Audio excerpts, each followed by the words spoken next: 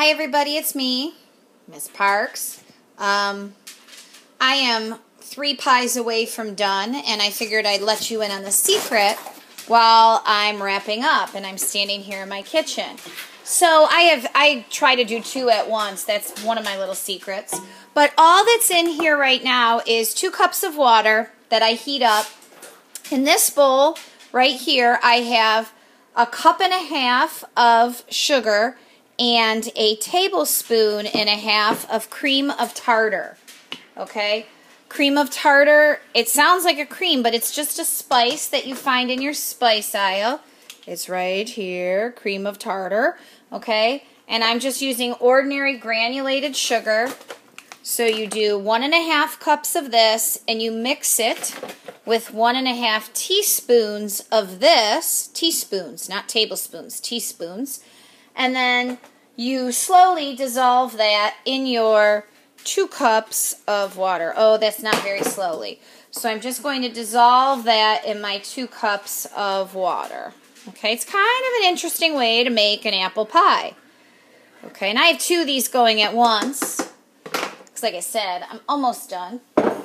So I'm going to get this one going. Oh, I forgot we're supposed to slowly dissolve it. Oh well, that's the thing about this. It doesn't really matter as long as you get it all dissolved.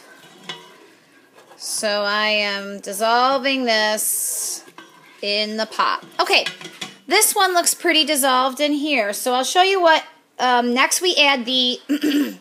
I can't even say it with a straight face. Though you can't see my face, I add the apples. Are you ready to see the apples? Here they are. Yes, that's right. This is not apple pie. Well, it is. It tastes like apple pie. It looks like apple pie. But it's not. It's made of crackers. So I'm going to add about 20 to 25 crackers to this boiling water. Oh, look, those pies are done that are in the oven.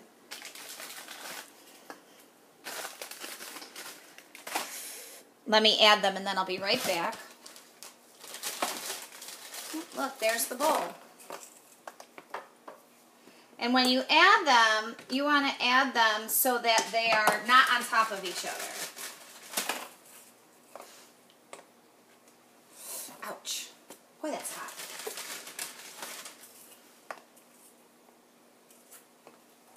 And if they are, you kind of want to move them. But you're not breaking the crackers up.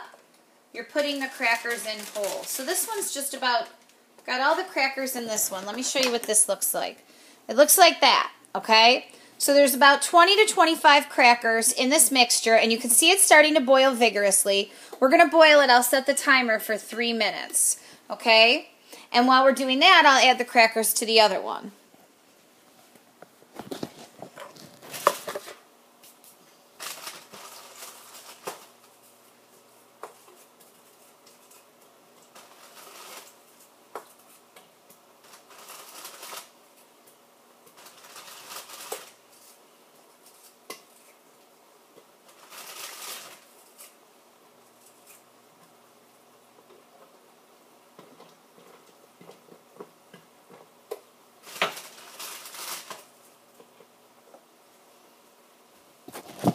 Okay, so I put the crackers in the other one. Again, here's what it looks like. This one, my pan's not as wide. So you don't want to break them up, but you do want to try to keep them away from like being on top of each other like that. So I'm just trying to spread them out a little bit. And we're going to let them boil also for 3 minutes. So here's what the other ones look like. They're still boiling. In the meantime, I have a couple in the oven. Whoo, there they are. So I'm going to cover them because they look like they're starting to get a little toasty. And I'll be right back with you. In the meantime, you can kind of watch this guy boil here.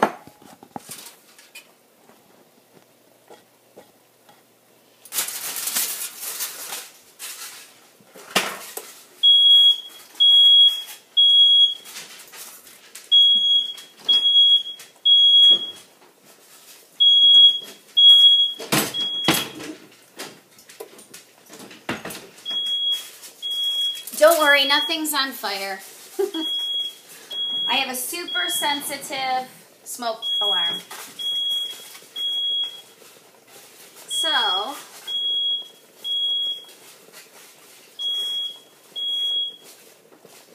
there we go. There's There's one.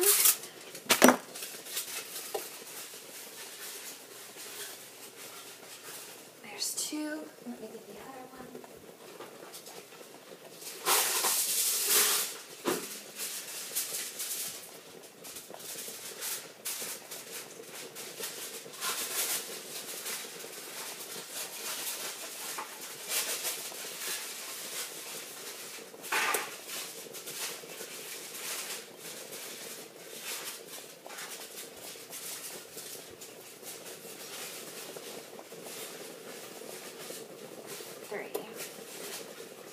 This guy's super toasty.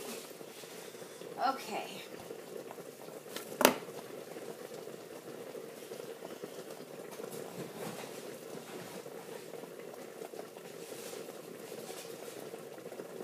Alright, I think that's pretty good.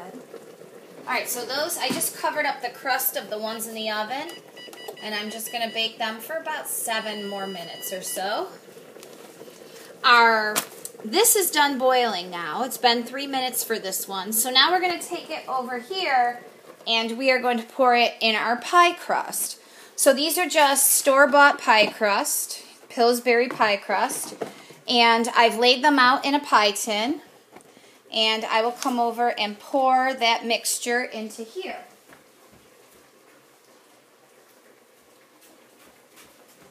So again, I'm not breaking these up at all. I'm not stirring this, except at the beginning when you dissolve all the stuff.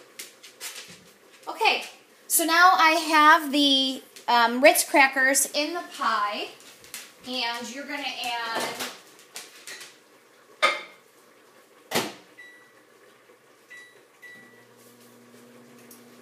a little bit of cinnamon. So here's some ground cinnamon I'm going to put in there. And a teaspoon of melted butter. And the butter wasn't quite melted, so I'm going to grab that.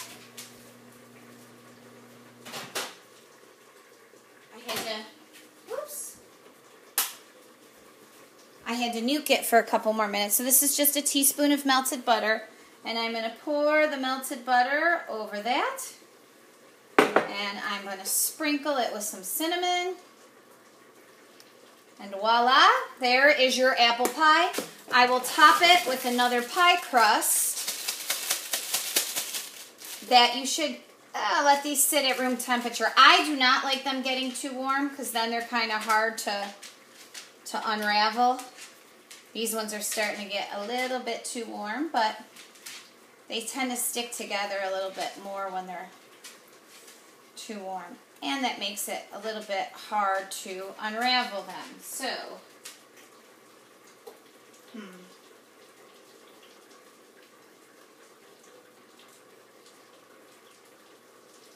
the top one I don't mind it so much if it's a little holy. You end up cutting holes in it anyway. This one's actually not great, but it's okay.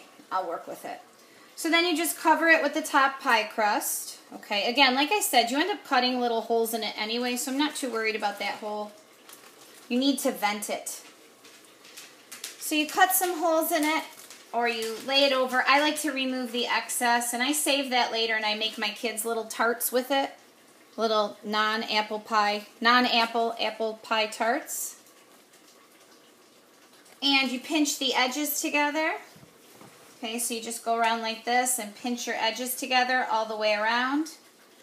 And then you bake it in a 450-degree oven for 20 minutes. I do 10 minutes, as you heard, and then I cover the edges because the edges always brown first.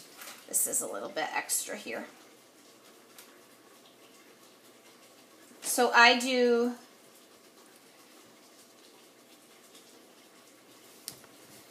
10 minutes, and then I cover the edges, and then I do another 10 minutes. And when you're all done, I'll show you what your pie looks like, and it's much prettier than this one. This one's kind of beat down. I'll have to give this one to my AP class. Okay, they've seen it before. And then normally you just slice a few holes in it, slice a few vents. We have this ginormous vent here, so I'm not too worried about that. And that's it. You bake it in the oven. And when you're done, this is what they come out looking like. like a delicious apple pie. So I hope you enjoy it, and I hope you have a great Thanksgiving. Remember, everything is chemistry. Bye-bye, guys.